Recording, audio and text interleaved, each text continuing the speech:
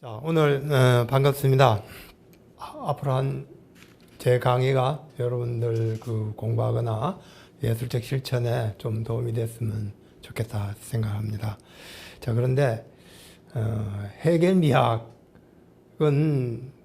요즘에는 별로 연구를 하지 않는 것 같아요. 근데 옛날에, 아주 옛날에 80년대 초, 그러니까 지금부터 약 한 40년 전이 되나요? 그때는 많은 사람들이 해겔 미학에 관심을 가졌던 것 같아요. 그래서 저도 몇몇 사람들하고 같이 해겔 미학 책, 해겔 강의, 미학 강의 책을 같이 읽었던 기억이 나는데요. 그때는 해겔에 대해서 왜 그렇게 많은 사람들이 관심을 가졌나 지금 생각해 보니까 그때는 아마 루카치라는 사람의 영향이 아니었던가 생각합니다. 루카치라는 그 철학자 이름 들어봤었죠? 헝가리 출신이고요. 우리나라에서는 역사와 계급식이라는 마르크스주의 책으로서 아주 널리 알려진 사람인데요. 또 사회운동에서도 상당히 많은 영향을 미쳤던 철학자이죠. 그 사람은 또한 미학자이기도 합니다. 많은 예술 비평을 직접 쓰기도 했는데요. 대표적인 이제 저서로서 이제 미학 강의란가 이름이 정확히 기억나지 않습니다만은 이 사람이 자기 미학은 이제 사회주의 리얼리즘을 정착하려는 그런 입장이었는데요. 이런 사회주의 리얼리즘의 미학을 정착하기 위한 철학적 토대라 할까요? 그것을 해겔로부터 잡았던 것 같아요. 그래서 해겔 철학에서부터 특수성이라는 좀 철학적 개념을 끌어내가지고 이 특수성이라는 개념을 이제 사회주의 미학인 리얼리즘 미학의 기초로 삼으려고 했는데 소위 이제 전형성이라는 개념이 이제 여기서 나오게 되죠. 아마 80년대 초반에 우리나라 지식인 전반이 사회주의에 대해서 많이 관심을 가지고 특히 이제 예술적으로는 그런 리얼리즘, 민중 예술 이런 것들이 이제 활발하게 논의됐었기 때문에 아마 그때 해겔에 대한 관심도 이런 그 맥락에서 많은 관심이 주어졌던 것이 아닌가 생각합니다. 저도 아마 그때 그런 관점에서 해겔 미학 강의 책을 읽었던 것 같은데요.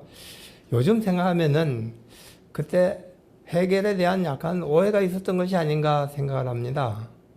해겔 미학을 이제 사회주의 미학의 리얼리즘 미학의 토대로 삼으려는 그런 입장은 해겔 미학에 대한 좀 오해에 기초한 것으로 생각하는데요. 제가 생각할 때는 해겔 미학은 오히려 낭만주의라든가 또는 모더니즘 쪽에 더 가까운 게 아닌가 그렇게 생각합니다. 왜냐하면은 뭐 낭만주의라고 하는 것은 이제 19세기 후반에 독일, 영국 쪽에 활발하게 전개됐던 그런 예술이고요. 이런 낭만주의 미학이 다시 20세기 초에 부활해서 전개됐던 것이 소위 모더니즘 미학이라고 하는 거죠. 모더니즘에는 여러분이 좋아하는 대부분의 예술가들이 오늘날 현대 예술가들이 다 여기에 속하는데요. 고흐, 고갱, 피카소 이런 사람들 뿐만 아니라 또 문학적으로도 많은 사람들이 여기에 속하고 있죠. 이런 낭만주의 또는 모더니즘 예술과 해겔의 미학이 좀 더 가깝다. 저는 그렇게 생각을 해왔습니다. 왜냐하면은 제가 해겔 미학책을 쭉 읽어보니까 해겔 미학에서 가장 핵심적인 개념은 뭐니 해도 바로 무한성이라는 개념이거든요. 그래서 해겔 미학을 말하자면은 무한성의 미학이다. 이렇게 평가할 수 있지 않을까 생각하는데요. 이런 관점에서 사실 모더니즘이라든가 낭만주의도 무한성을 추구한다는 그런 측면에서 예술적으로 해겔 미학과 상당히 유사한 공통의 뿌리를 갖고 있는 것이 아닌가 생각합니다. 물론 이제 낭만주의나 모더니즘과는 이 무한성을 추구하는 방법 또는 방식에서는 근본적으로 다르죠. 해겔은 이제 무한성을 추구할 때 소위 가상이라는 개념을 끌어들여요. 가상이라는 개념을 끌어들여서 이 가상을 통해서 무한성을 추구해 나가는 그런 방법인데, 이런 가상이라는 개념은 낭만주의나 또는 모더니즘에서는 직접 등장하지는 않죠. 이쪽은 뭘까요? 지적 직관이라든가 또는 예술적인 어떤 항홀감 또는 무의식적인 이런 것을 통해서 무한적인 이런 것에 대해서 직접적으로 접근해 들어가는 그런 방법인데요.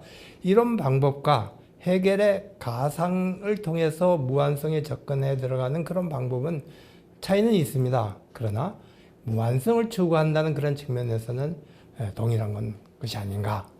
사실 저는 이제 그렇게 생각을 해서 해겔의 미학을 무한성의 미학으로 보고 사회주의 리얼리즘의 기초로 보려는 루카치 입장과는 좀 상이한 그런 입장인데요. 앞으로 제가 왜 그렇게 해겔의 미학을 이렇게 모더니즘과 또는 낭만주의와 더 가까운 무한성의 미학으로 보는지 이것에 대해서 좀 상세하게 설명을 드리도록 하겠습니다. 어쨌든 제 입장이 이렇게 해겔 미학을 모더니즘과 낭만주의라는 뿌리에 기초해서 이제 해설을 하려는 그런 입장인데요. 그런 저 개인의 좀 관점을 염두에 두시고 강의를 좀 들어주셨으면 좋겠다 생각을 합니다. 사실 이런 관점에서 본다면 우리가 오늘날 시대는 미학적으로 보면 흔히 포스트 모더니즘 시대다 이렇게 얘기하죠. 대체로 제가 볼 때는 1980년대부터 이 포스트 모더니즘이 등장하기 시작했어요. 우리나라에서도 한 1990년대 내지 2000년대 초반에 이 포스트 모더니즘 활발하게 논의되고 또 확산되고 또 실천되는데요. 그래서 오늘날까지 오늘은 상당히 좀 식상하고 좀 진부해진 그런 느낌이 듭니다만은 사실 오늘날까지 약 한 40년 동안 지배해왔던 이제 미학, 근본적인 미학은 포스트 모더니즘 미학이다 이렇게 볼 수 있겠습니다. 이런 포스트 모더니즘은 아다시피 모더니즘을 넘어서겠다 또는 모더니즘을 이후에 등장하는 그런 이제 미학이라고 보고요. 모더니즘에 대해서 상당히 비판적으로 접근해 들어가죠. 우리가 모더니즘이라고 한다면은 아까 얘기했던 것처럼 20세기 초반부터 약 1950년대 내지 60년대까지 60년대는 소위 아방가르드 미학이다 얘기하는데요. 이런 전임 미학에 이르기까지 20세기 초반 전반을 지배해왔던 것이 바로 이 모더니즘 미학이라고 하는데요. 그래서 이런 모더니즘 미학과 포스트 모더니즘 미학은 사실 대립적이라고 볼 수 있겠습니다. 그 차이점을 규정하는 것이 쉽지는 않습니다. 모더니즘이 뭐고 포스트 모더니즘이 뭐냐. 왜냐면은 이 차이점이 쉽지 않은 이유는 모더니즘과 포스트 모더니즘은 표면적으로 보면은 양상이 비슷한 양상이 많거든요. 예를 들어서 풍자적이라든가 또는 이렇게 여러 가지 대립된 것들을 서로 중첩시켜서 사용하는 모더니즘에서 같은 것을 뭐라 그러죠? 피카소의 입체적인 화와 같은 그런 이제 결합하는 방식이고요. 그건 이제 포스트 모더니즘도 마찬가지입니다만은 이렇게 표면적으로 보면은 모더니즘과 포스트 모더니즘이 유사해요. 방법적으로, 기법적으로. 그렇기 때문에 포스트 모더니즘이 모더니즘을 극복한 게 뭐 있냐? 오히려 포스트 모더니즘은 모더니즘을 이어서 개선한 것이 아니냐? 이런 얘기도 많이 나옵니다만은 사실은 이제 근본적으로 이 모더니즘과 포스트 모더니즘은 아주 출발점 자체가 근본적으로 다르죠. 모더니즘은 기본적으로는 우리가 진리를 또는 무한한 것을 가장 아름다운 것을 또는 가장 가치 있는 것을 직관적 방식으로 인식이 가능하다라는 데 기초하고 있어요. 그러니까 진리라는 것에 기초하고 있는 게 모더니즘이죠. 단지 이런 모던 진리를 이성적인 방식이 아니라 리얼리즘이라든가 또는 뭐 사실주의처럼 경험적이거나 또는 이성적인 합리적인 방법으로 인식할 수 있는 건 아니고 오히려 이제 직관이라든가 이런 비합리적인 방법으로 인식이 가능하다. 이렇게 이제 보긴 했습니다만은 진리라고 하는 것 이것에 기초해서 예술이 출발해야 된다라는 점에서는 모더니즘은 아주 확고한 입장을 가지고 있었다라고 볼 수 있겠습니다. 이제 거기에 반해서 오늘날 포스트 모더니즘은 그 출발점에 있어서 근본적으로 진리에 대한 부정, 회의에 기초하고 있는 거죠. 진리는 없다는 거죠. 진리는 인식할 수도 없고 또 만약에 인식한다고 하더라도 우리는 말할 수도 없고 진리를 말할 수도 없고 인식할 수도 없고 진리가 있는가 하는 것도 의심스럽다. 그래서 진리에 대한 회의주의, 진리에 대한 좌절 이런 것에 기초해서 기본적으로 출발하는 게 포스트 모더니즘이다. 이렇게 볼 수 있는 것이 아닌가 생각을 하는데요. 이렇게 이제 모더니즘과 포스트 모더니즘이 구별되고 오늘날 이 시대가 이제 포스트 모더니즘의 시대가 되다 보니까 과거 이제 모더니즘에 대한 관심은 많이 줄어들게 되고요. 모더니즘에 대해서 비판적 의식이 많이 있죠. 모더니즘은 너무 엘리트주의자다. 너무 뭔가 진리와 금욕을 강조하는 진리를 추구하는 너무 뭐랄까요 엄숙한 엄숙주의자다. 뭐 이런 비난들이 많이 있고요. 관해서 이제 포스트 모더니즘은 예술을 뭔가 좀 엔터테인먼트로서 뭔가 즐거운 재미가 있는 것으로서 우리가 일상적으로 소소한 즐거움을 느낄 수 있는 것으로 만들 수 있지 않느냐. 이런 생각이 지배하고 있죠. 그렇게 결과적으로 모더니즘은 많은 사람들이 기피하고 있는데요. 그러다 보니까 해결에 대한 관심도 모더니즘하고 기본적으로 출발점은 같으니까요. 사실 오늘날에는 거의 없는 것 같아요. 오늘 이렇게 해겔 미학에 대해서 관심을 가지고 이렇게 들어오신 분들 이렇게 보니까요. 제 개인적으로는 다시 희망이 솟아나는 것 같습니다. 저는 사실 이렇게 포스트 모더니즘 같이 좀 소소한 행복을 즐겨하는 그런 예술에 대해서는 별로 좋아하는 건 아니거든요. 물론 이제 그 때문에 다른 사람들로부터 많은 비난을 받습니다. 너무 엄숙주의자고 윤리주의자고 엘리트주의자다라는 비난을 받습니다만은 개인적으로는 아직까지 이 모더니즘 이런 것에 굉장히 관심이 많은데요. 자, 그래서 이제 해겔도 해석을 할 때 아무래도 이런 모더니즘과 연관해 가지고 해석을 하려고 하는 것이 아닌가 생각을 합니다. 자, 지금까지는 제가 해겔을 해석하는데 제 개인적인 입장이 어떤 것인가, 이 해겔이 오늘날 어떤 위치에 처해 있느냐 라는 것에 대해서 이제 간단히 여러분들에게 소개를 했습니다. 자, 그 내용이 제가 여러분에게 나눠준 노트가 있죠? 지금 다 혹시 보고 있는지 모르겠습니다. 노트 받으셨나요? 네, 받았습니다. 예. 노트를 이제 보시면은 맨 앞에 포스트 모던 시대라고 하는 부분에 나오는 중요한 내용인데요. 그래서 이 부분은 다시 읽어보지 않고요. 그 다음 이제 두 번째 부분으로 넘어가 보도록 하겠습니다. 자, 오늘날 해겔 미학이 그러면은 어떤 의미를 지니고 있느냐? 이걸 우리가 조금 주목을 해야 될 것 같은데요. 사실 뭐 이런 의미가 있고 중요하다, 어떤 중요한 역할을 하고 있다라는 것을 우리가 알아야 사실 해겔에 대해서 공부할, 연구해 볼 만한 어떤 가치를 느끼지 않을까 이렇게 생각을 해서 필요성을 느끼지 않을까 생각을 했어요. 두 번째로는 해겔 미학이 오늘날 어떤 영향을 미치고 있는가, 현대 미학에 그 점에 대해서 소개를 하고자 합니다. 사실 해겔이 미학을 전개했던 것은 19세기 초반이죠. 오늘날 시기에 비춰 본다면 약 한 200년 전이다라고 말할 수 있겠습니다. 그래서 이런 200년 전에 어떻게 보면 캐캐묵은 이런 철학적 예술 철학이 뭐 오늘날 우리가 공부할 필요가 있겠느냐라고 생각해 볼 수도 있겠는데요. 사실 오늘날에도 이 해겔 미학은 끊임없이 이제 되살아나고 있다라고 말할 수 있겠습니다. 해겔 미학을 현대 되살린 대표적인 철학자 또는 미학자를 이제 들라고 한다면은 저는 이제 꼭 두 사람을 들고자 하는데요. 한 사람은 아까 얘기했던 바로 루카치입니다. 루카치는 해겔을 약간 오해한 측면이 있습니다만은 그래도 해겔의 미학을 되살려서 나름대로 아주 독특한 예술 철학을 전개했던 것 같아요.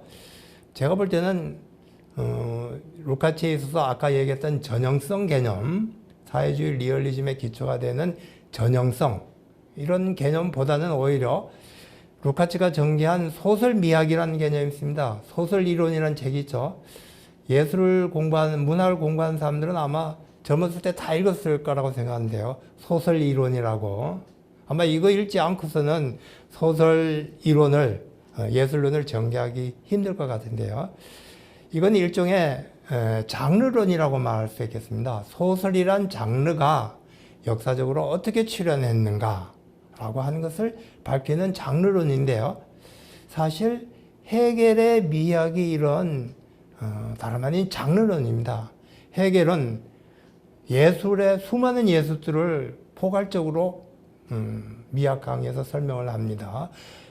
음악가, 조각가, 건축가, 그리고 시문학에서도 극시와 같은 것뿐만 아니라 극시 속에는 이제 다양한 분야가 들어있죠. 서사시도 있고요, 서정시도 있고, 또 극시도 있는데, 시문학이라고 그러죠. 시문학 속에는 이제 다양한 것들이 들어있는데, 서정시, 극시, 서사시 이런 것들이죠. 이런 다양한 예술 장르들이 어떻게 역사적으로 출현하는가, 각각의 장르들이 가지고 있는 고유한 본성과 특징이 어떤 것인가, 왜 이런 예술 장르가 하필이면 어떤 시대에 특별하게 취급되었는가, 이런 것들을 자기 미학사에서 문제 삼습니다. 그런 가운데 시문학 맨 끝에 가서는 이제 극시가 나오는데요. 극시를 넘어서서 해겔 자신이 오늘날 소설이라고 말할 수 있는 새로운 예술이 출현하고 있다고 얘기하면서 그런 소설의 특징들을 간단하게 소개하고 있습니다. 루카치가 바로 해겔의 이 부분, 해겔이 소설에 대해서 해겔은 이제 소설이란 말을 쓰지 않고요, 로만 하프테, 그러니까 소설적인 것, 이란 말을 썼는데, 이 소설적인 것에 대한 해겔의 얘기에 기초해서 소위 이제 소설 이론이라고 하는 것을 전개했던 거죠. 그런 점에서 루카치의 장르론, 이게 해겔의 미학에 영향을 받아서 등장한 것이다라고 알 수가 있습니다. 이런 관점에서 오늘날 우리는 여러 가지 문제, 예술적 고민, 미학적 고민을 해볼 수가 있을 것 같아요. 흔히 이건 상식입니다만은, 꼭 맞는 얘기는 아닙니다만은, 이렇게 얘기하죠. 독일은 음악의 나라다, 이렇게 얘기를 하죠. 영국은 무슨 나라라고 얘기하는지 아십니까? 영국은 예술 중에서도 특히 영국의 가장 발달한 예술이 뭡니까? 연극이요. 그렇죠. 영국은 영국의 나라다, 이렇게 얘기를 하죠. 영국에 가서는, 런던에 가서는 꼭 연극을 보고 오라는 얘기가 있죠. 프랑스는 그럼 어느 나라입니까? 어떤 예술의 나라예요? 프랑스를 대표하는 예술, 누구나 그림을 들지 않겠습니까? 그림, 회화, 그죠? 우리가 인상주의, 모더니즘 이렇게 얘기하면은 그림 대부분이 이제 프랑스 작가들이 생각이 나죠. 이렇게 보면은 어떤 예술은 각각의 나라나 또는 어떤 시대에 특별히 지배적이었던 것 같아요. 왜 그런 시대에 예술이 출현하는지. 또 소설 같은 것은 사실 루카치가 잘 설명했습니다만은 고대나 중세에서는 없었던 거죠. 물론 로망이라든가 이야기 이런 것들이 있었습니다만은 그걸 우리가 소설이라고 말할 수는 없고요. 사실 소설은 근대, 부르주아 시대, 자본주의 시대 때 출발했다고 볼 수 있을 것 같아요. 근데 루카치가 왜 그렇게 근대 소설이 출발했는가, 이런 걸 이제 문제 삼았는데요. 자, 이런 것을 통해서 우리는 소설 또는 여러 가지 예술의 장르, 예술 장르의 기본적인 특징과 본성, 그것이 왜 시대적 또는 어떤 사회에 등장하게 되는가, 이런 것들을 이해할 수 있는데요. 요게 해겔 미학이 오늘날 영향을 미치고 있는 중요한 어떤 의미가 또는 역할이 되겠다, 이렇게 생각합니다. 자, 또 한 가지가 있습니다. 이제 장르론, 이게 해겔 미학의 이제 첫 번째 영향이고요. 이거 오늘날까지도 큰 의미와 영향을 미치고 있죠. 이제 두 번째가 있는데요. 두 번째는 이런 얘기를 좀 해야 됩니다. 이제 예술사라는 개념인데, 예술사, 예술의 역사가 있다라는 이런 개념입니다. 이 예술사라는 개념이 왜 등장했는가라는 것을 우리가 이해하기 위해서는 해겔이 미학을 작성했던 이 시대 지식인들의 고민으로 한번 되돌아가 봐야 될 것 같아요. 이때 지식인들 사이에, 특히 예술에 관심을 가졌던 지식인들 사이에 커다란 논쟁이 벌어졌습니다. 어떤 논쟁이냐면 이런 논쟁이에요. 그 논쟁의 출발점을 제공했던 사람은 그리스 조각을 연구했던 예술사가가 있습니다. 아시나요? 빈켈만이라는 사람인데요. 빈켈만. 이 사람은 여러분 저 독일에 가면은 드레스덴이라고 하는 도시가 있습니다. 드레스덴. 옛날에는 그 동독 지역이어서 가지 못했는데요. 오늘날은 이제 독일 지역이니까요. 갈 수가 있을 겁니다. 여러분들도 나중에 유럽을 여행하게 되면은 드레스덴을 꼭 한번 들러봤으면 좋겠어요. 드레스덴에 가면은 다른 많은 볼 것이 있습니다만은 무엇을 특히 봐야 되냐면은 드레스덴 시립인가 해야 되나? 박물관에 가봐야 됩니다. 박물관. 시립 미술관이면 동시에 박물관인데요.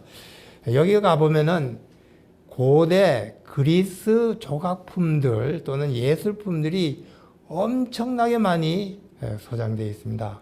이 많은 예술 작품들을, 그리스 예술 작품들을 소장한 것, 뭐 사오기도 하고, 솔직히 말해서 좀 약탈해 온 것도 많고요. 뭐 그렇습니다만은, 이 예술 작품들을 끌어모았던 사람이 이 빈켈만이라는 사람이에요. 이 18세기 후반에 주로 이런 활동을 했었어요.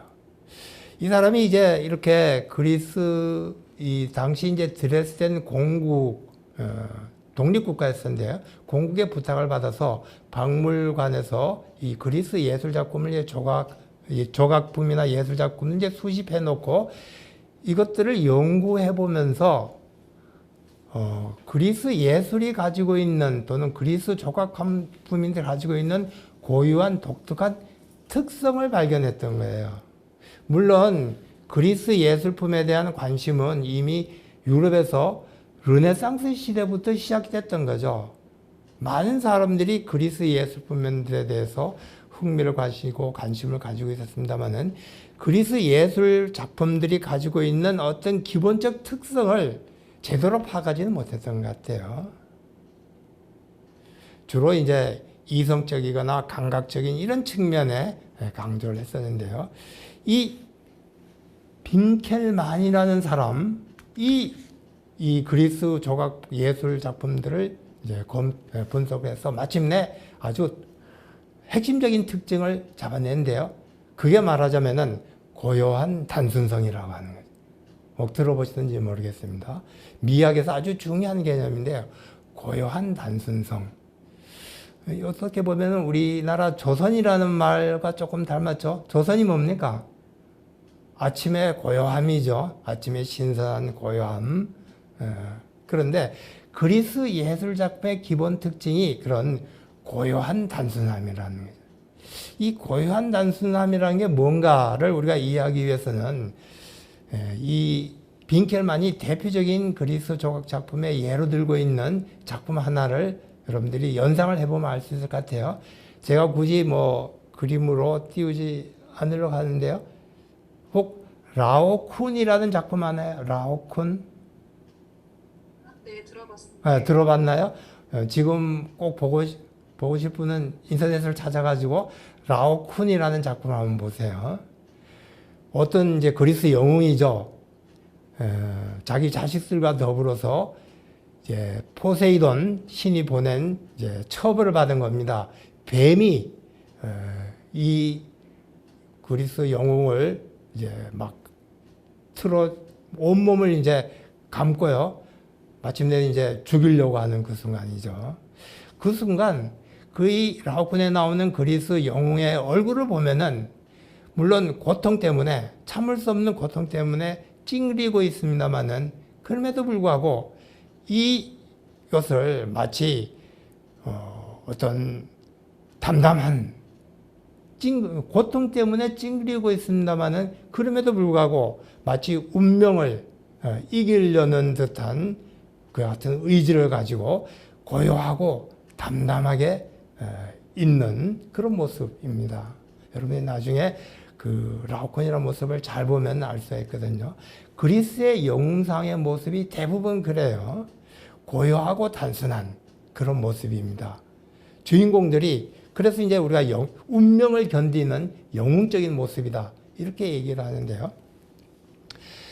이 이제 빈켈만이라는 사람이 이렇게 그리스 조각 예술 작품을 이제 왜 본질을 이제 분석하게 되니까 이 빈켈만의 영향을 받아서 그리스적인 예술 작품들을 이상으로 삼아서 예술의 이상으로 삼아서 그리스 예술 작품들을 모방하자, 본받자라는 그런 운동이 일어났습니다.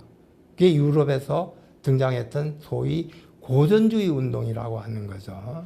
18세기 말 유럽을 지배했던 대표적인 예술 운동이 고전주의 운동인데요. 쉽게 말하자면은 그리스 예술 작품의 정신, 수법, 방식 그것을 그대로 뺏기자 뭐 이런 얘기입니다. 간단한 그런 얘기죠. 자, 이렇게 되니까 그래서 많은 사람들이 그리스 예술 작품들을 이상화하고 그리스 예술 작품을 본받고 베끼고 하게 됐던 거죠. 자, 이렇게 되니까 속이 조금 이렇게 상했던 사람들이 등장했어요. 벨이 좀 틀렸던 거죠. 이 사람들이 누구냐면은 바로 이제 독일의 좀 민족주의적인 지식인들입니다.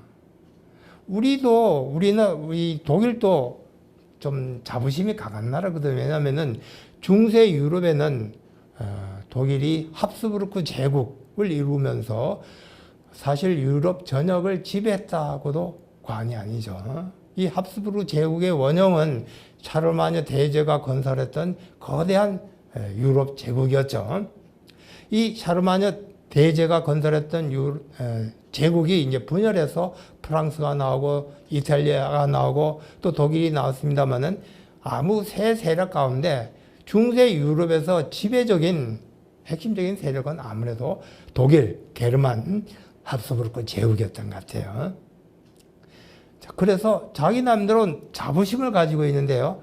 이제 우리는 모두 다 그리스를 본받고 그리스를 뺏기자 이렇게 주장하니까 기분이 상했던 거죠. 그러면서 이 사람들이 그럼 우리는 뭐냐라는 주장을 하기 시작합니다.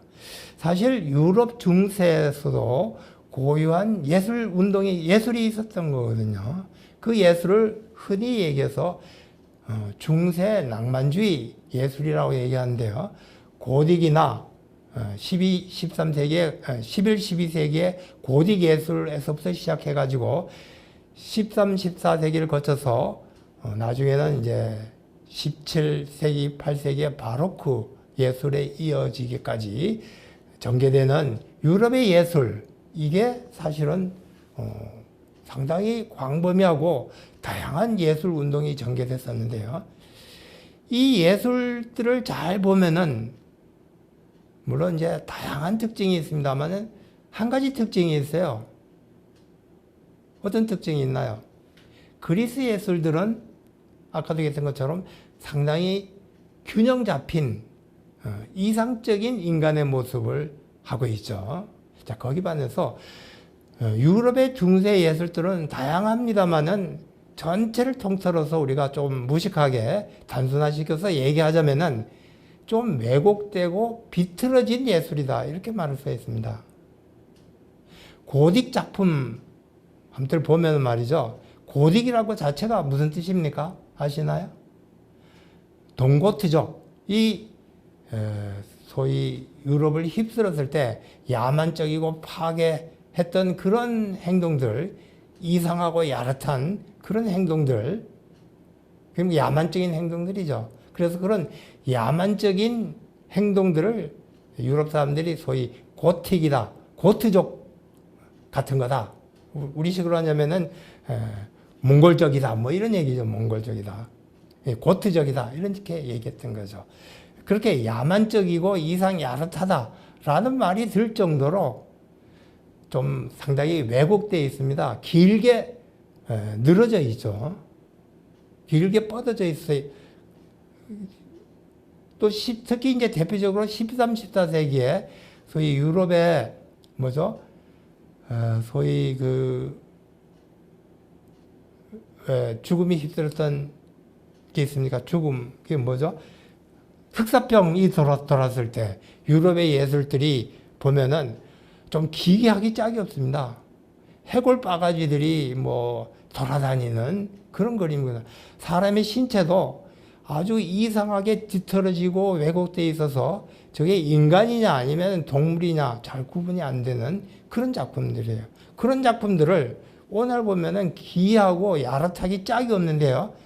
유럽 사람들은 자기들의 뭐 장식으로서 성에도 걸쳐놓고 또는 교회에도 걸어놓기도 하고 이렇단 말이죠. 또 17, 18세기에 유럽을 지배했던 예술이 소위 바로크라고 하는 건데요. 바로크라고 하는 것은 무슨 뜻입니까? 바로크라고 하는 것도 마찬가지로 기이하다, 특이하다 이런 뜻이거든요. 바닷가에서 나는 이상한 조개, 뭐 이게 이제 바로크인데요.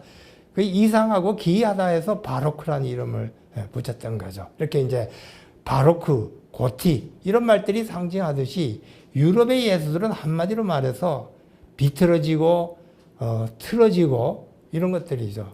죽음 이런 것들이 지배하고 있고요. 그래서 그리스적인 예술 이상의 관점에서 보면 이거는 유치한 애들의 장난이고요. 뭐 예술 작품이라고 말할 것도 없는 거죠. 그런데 이제 유럽 사람들은 특히 독일인들은 이게 우리 거다라고 이제 생각을 하는데요. 나름대로 거기에 대해서 자부심을 가지고 왔는데 이제 그리스 예술이 이제 등장해서 모든 사람들은 그리스를 본받자 하니까 이제 벨이 꼴렸던 거죠. 그래서 자기들 나름대로 이제 독특한 미학을 세울 필요가 있었던 거죠. 말하자면은 자기들의 유럽적인 예술, 나중에 가면 이게 이제 소위 낭만주의 예술이다 이렇게 이름이 붙여집니다. 낭만이란 말이 이제 거기서 나오는데요. 로망. 낭만주의 예술이다 이렇게 이름을 붙였는데요. 이런 유럽 중세의 낭만주의적인 예술을 미학적으로 정당화시킬 필요가 있었던 거죠. 그래서 우리도 그리스에 못지않는 나름대로 독자적인 예술이 있었다. 이런 것을 이제 주장하고 싶었던 거죠. 그래서 나름대로 이제 이런 주장을 펼쳐나가기 시작합니다. 그래서 소위 낭만주의 미학이 등장하기 시작했던 거죠. 주로 이제 낭만주의 미학자 또는 예술가들이 이와 같은 주장을 했는데요. 이제 그 대표적인 선구자가 슐레겔이라는 사람입니다. 프리드리 슐레겔이라는 사람 혹 들어보신 모르겠는데요. 미학자는 유명한 사람입니다만은 윌리엄 슐레겔 형이 있고요. 그 동생이 프리드리 슐레겔이고요. 그래서 두 슐레겔 형제를 슐레겔 형제다 이렇게 얘기하고요. 이 슐레겔 형제를 소위 이제 낭만주의 미학자의 이제 대표로 들고 있는데요. 이제 이 사람부터 바로 이제 그런 주장을. 그래서 이제 논쟁이 벌어졌던 거예요. 그리스 어떤 사람들은 고전주의를 옹호하면서 그리스 예술을 우리가 본받아야 된다 이렇게 주장하고요. 어떤 사람은 아니다. 예술의 이상은 오히려 중세 유럽의 낭만주의 전통에서 찾아볼 수 있다. 낭만주의적 예술에서 찾아볼 수 있다. 이렇게 주장을 하면서 한쪽은 이제 민족주의적이고 한쪽은 말하자면은 세계적이고요. 이 세계주의자들은 상당히 좀 이성적인 것에 가깝죠. 반면 이쪽 독일 쪽은 낭만주의자들은 좀 비이성적 데 가깝고요. 그래서 두 개의 미학자들이 논쟁이 벌어졌던 거예요. 서로 이제 싸움이 벌어졌는데요. 이 싸움을 그러면은 해결해야 될 거 아닙니까? 해결하는 방식으로 등장했던 것이 소위 예술사라는 개념이죠. 이때부터 이제 예술사라는 개념이 등장했습니다. 예술사라는 개념은 이제 간단한 거죠. 네 좋고 내 좋다 이런 얘기입니다. 쉽게 말하자면은. 그죠? 그러니까 그리스 시대 때는 그리스적인 예술이 지배할 수밖에 없었다. 반면 이제 유럽 시대 때는 게르만족의 시대 때는 게르만적인 예술이 등장할 수밖에 없었다. 각각의 시대는 고유한 예술 사조가 등장할 수밖에 없었다. 그건 예술은 따라서 그 시대 또는 그 사회에 영향을 받는다라는 이런 개념이 정리됐던 거죠. 이게 이제 예술사라는 개념입니다. 이때부터 이제 많은 사람들이 예술사를 연구했는데요. 예술사라고 하는 것은 이제 거꾸로 그리스적인 예술과 유럽적 예술을 동시에 말하자면 포괄하려는 그런 시도였다라고 말할 수가 있는 거죠. 바로 이런 예술사를 전개했던 대표적인 사람이 바로 헤겔이었습니다. 헤겔은 이제 예술사를 통해서 이와 같은 이제 고전주의와 낭만주의의 대립을 해결하려고 했던 거죠.